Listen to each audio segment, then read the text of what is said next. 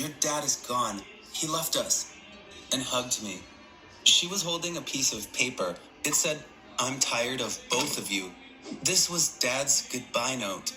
For years, I had a recurring dream where my dad was saying to me, "I'm tired of you."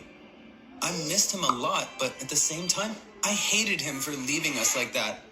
6 years later, I came home from school one day and saw my dad eating at the kitchen table. When he saw me, he stood up with a smile on his face. He opened his arms and waited for me to give him a hug. I asked Mom, "What is this man doing here?" She looked away without saying anything. I looked at my dad. He was still waiting with arms wide open, smiling. "Why did you come back after all these years?" I yelled. He said, "This is my house. I can come and go as I please. I'm not going to ask you for permission," and sat down to continue eating. My dad's a cook and my mom's a waitress. They used to work at the same restaurant. After he disappeared, my mom kept working at her job, but she had to work a lot more because she had to support us by herself. I thought Dad's return meant my mom could relax a little, but that didn't happen. He was sleeping until noon and then either watching TV or playing games on his phone. My mom got excited.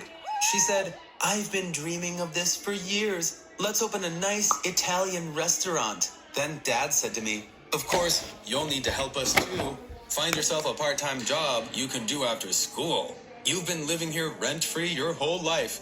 It's time you start paying us back." I was so frustrated.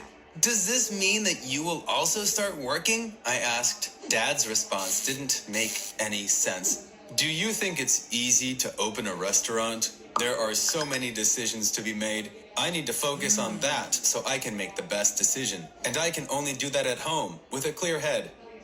Dad continued to sit at home, just like he said he would. My mom was now working weekends to be able to make some more money. I found a job delivering pizza. Because I was too young to get a driver's license, I was making deliveries on foot, which left me dead tired. Still, I was going along with it for my mom's sake. Both my mom and I were giving every penny we made to our dad. After counting the money, Dad would say to me every time, "Is that all you got? Are you sure you're not holding back? Empty those pockets and let's see." Even though I was pissed, I couldn't say anything. Before he left us, I had been too young to see that side of him. But now that I finally got to know him, I hated him. Even though it was exhausting, I still liked some parts of my pizza delivery job. I'd gotten to know many people who regularly ordered pizza in my neighborhood. For example,